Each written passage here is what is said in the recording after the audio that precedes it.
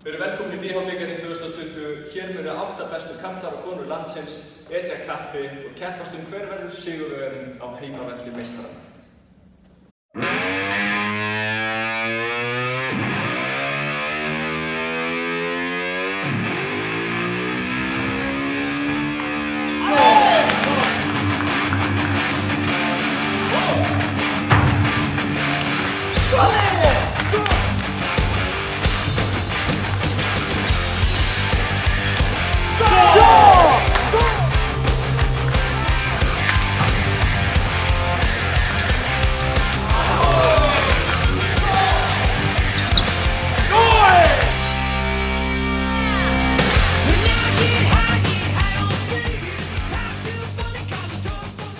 Já, verið velkomin hingað í Álfafellu. Það í þessum sal sem að BH-bikarinn mun fara fram í annað skipti og hefst núna á fimmtudaginn.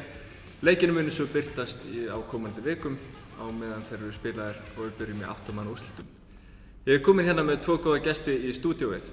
Það Pétur Marteinn Urbansson Tómasson, velkomin. Blessar. Og Tómas Ingi Sjaldan, velkomin. Takk fyrir. Alltaf gaman að koma í stúdíóið í Álfafellinu.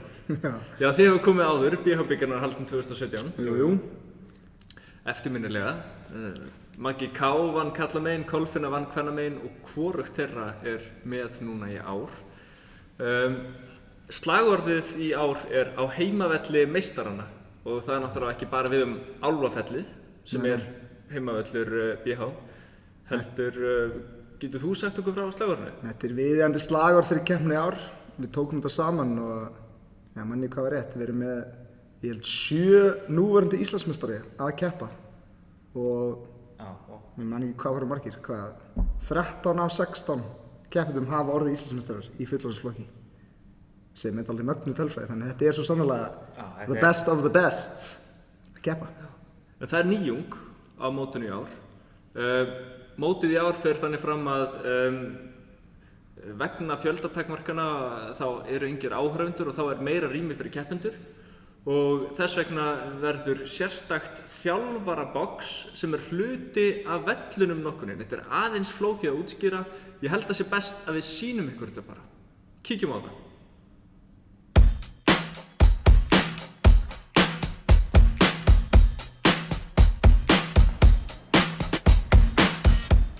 Þjálfaraboxið var fundið upp sérstaklega til að koma í veg fyrir smit vegna COVID.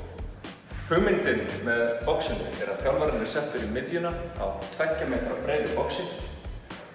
Þaðan má hann alls ekki fara eftir að byrjað að slá inn til leiks. Leið og fyrir þjálfarinn hefur komið sér fyrir í boxinu, hefur hinn þjálfarinn 5 mínútur til þess að koma sér fyrir í boxinu, annars gefur dómarinn gult spjald. Það fullkomlega leyfilegt fyrir leikmenn að spila við hliðina á þjálfaraboxinu og jafnvel að teygja sig yfir þjálfaraboxið. Hins vegar stranglega bannað að stíga inn í þjálfaraboxið, enda myndi það skapa smithættu. Leikmönnum þó fyllilega frjálst að standa fyrir aftan þjálfaraboxið og hreyfa sig þar að vild.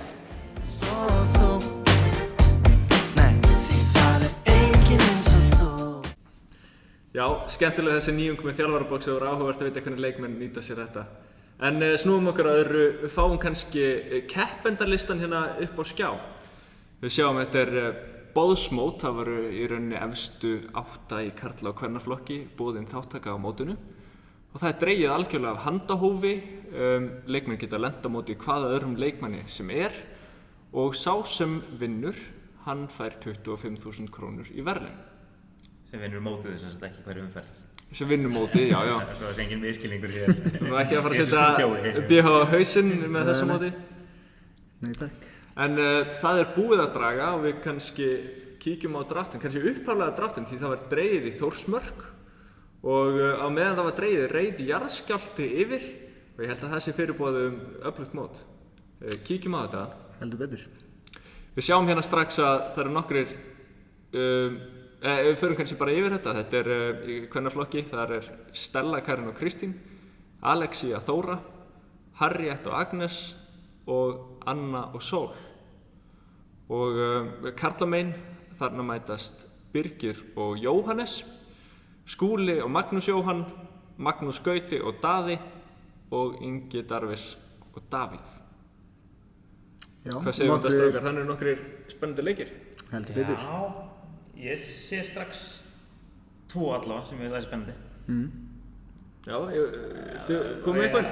Deila með ykkur. Ég ætla að byrja að segja Harriet Agnes. Harriet Agnes, þetta verður spennandi leikur. Agnes er ríkjandi Íslandsmeistari. Vissulega. Já, 2-faldur, eða sem sagt 2 röð. Já, einmitt. En já, þetta var spennandi leikur. Það er hérna, reyndar í síðustu 2 skipti sem hafa keppt, hefur Harriet unnið. Ef við teljum með tvíla, nei, þá ekki í síðustu 2. En allavega í síðustu skipti einlegaleik. Nefnilega vann Harriet en í fyrsta sinn. Já, Það er spennandi að sjá hvernig Agnes svarar þessu sko. Ekki vön að tapa leikjum hérna á Íslandi eiginlega. Spurning hvort hún komið á tvíæld tilbaka eða niður brotin. Já, spurning sko. Nei, þetta verður hörkuleikur. Þetta verður hörkuleikur. Hörkuleikur og ég er spenntur að sjá hver mun hafa sigur.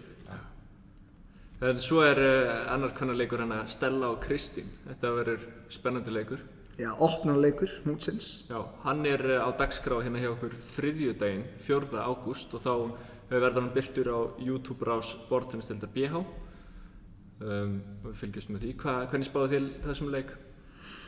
Líka mjög erfitt að segja. Þetta er aftur þær hafa keppt ótrúlega oft saman. Voru saman í aldursflokki núna síðustu 2 ár eða eitthvað. Stella hefur oftast unnið, ég held alltaf nema einu sinni. Þar síðan skipti sem spiluðu vann Kristín fyrst sinn á Grand Prix. Þannig að aftur spurning hvernig Stella svarar þessu. Ekki vinn að tapa en báðar, ég vil segja, Kristín er búin að spila meira síðan COVID, held ég alveg pottet. Þannig ég er alveg spenntur að sjá. Og fara hún alveg ágætlega hratt fram sko. Algjörlega, Kristín er búin að bæta svo mikið og er svona að byrja að ná Stellu þannig að ég held að það var bara hörkuleikur. Ég þori ekki að spá hvernig Ég fer. myndi ekki þora að setja pening á þennan leik. Nei, Þetta verður spennandi að sjá. heldur betur. Svo erum við með Skúla Gunnarsson og Magnús Hjartarson. Verður þetta spennandi leikur? Hvað segir þið um þetta? Þetta er fellaleikurinn. Fellaleikur? Það verður góð stemning í þessu leik sko. Ég er mjög spenntur að sjá.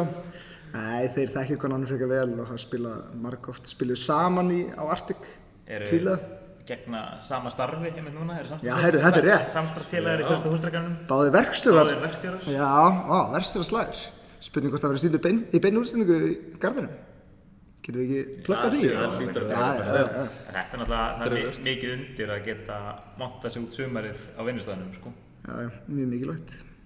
Þannig að það verður hörkuleikur. Ég veit ekki hvernig það spiluðu senast samt. Nei. Nei, ég bara Nei. veit Það er ekki. einhvern veginn orðið svo langt síðan maður spilaði bara. Maður veit ekkert hver spilaði hvern síðast.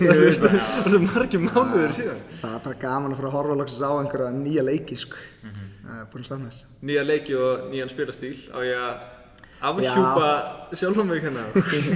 Scooby-Doo. Ég er komin með takka og ég dróst á móti Birgi, þannig að ég fæ væntanlega flengingu í fyrstu umferð. Kannski næ ég stríða honum aðeins, það maður veit aldrei. Já, en það verður spennandi að sjá. Þú komið að taka hana, búin að vera að æfa eitthvað. Þannig að við munum sjá hvað þessar æfingar er að fara að skila sér loksins sko. Ég getur séð loksins hvort Birgir sé eins góður á móti tökum og hann vill láta sko. Jú. Segist vera mjög sterkur og hérna. Nú er kjörur tækifæri að sýna það bara. Já. En kíkjum á Magnús Gauta og Daða. Við ætlum ekkert sérstaklega að ræða þann leik, en ég fekk að hringja í Magnús Gauta fyrr í dag og hann hafði þetta leikinn að segja. Já, ég fer bara með háar væntingar inn mótið og ég vona bara að ég spili vel. Það er búið að frekar skrítið tímabil út af COVID og öllu því, þannig að það er búið að vera alltaf öðruvísi að æfa í sumar, en ég er búinn að spila svona þokkalega illa upp á síðkastið, en svona einmitt núna í aðdraganda mótsins hef ég aðeins verið að pikka mig sjálfur upp og ég held áfram að þeirri braut, þá held ég bara góðan séns í að vinna mótið eða allan að komast í úrslitaleikinn. Já, gaman að heyra þetta hjá Magnúsi Gauta. Alltaf gott að heyra í Magga. Já, hann er svolítið léttur. En það var eins og að vera pínu stress í röddina um hana. Það heyrði smá stress, ég veit ekki alveg hvað maður er að lesa í þetta, en hérna, já. En Magnús Gauti og Daði kepptu mitt báðir í BH-bikarnum 2017. Hvorugur þeirra fór í úrslit, en það er spurning hvort þeir geta gert betur þetta árið. Já. Og þá kannski bara komið tími til að renna stuttlega yfir dagskrána hjá okkur. Leikurinn hjá Stellu og Kristínu, hann verður sýndur hjá YouTube rás Sportfinnstiltar BH 4. ágúst. Birgir og Jóhannes, það er 50-dagurinn 7. ágúst og 8. ágúst laugardaginn eru Anna og Sól í beinni útsendingu. Þannig að það verður gaman að fylgjast með þessu. Ég hvet ykkur öll til að fara á YouTube-brásina og fylgjast með. Like and subscribe. Og svo erum við auðvitað í samstarfi við Pöngkasti. Jú. Þannig að það verður sérstök umfjöllun um mótið þar. Er eitthvað að lokum? Minna kannski á, við ætlum að taka annan þátt eftir fyrstu umferðina. Einmitt. Og draga þá í næstu. Og þá fyrir svona skýrast hvernig leikar muni fara. Annars viljum við bara þakka ykkur fyrir að fylgjast með og sjáum síðar.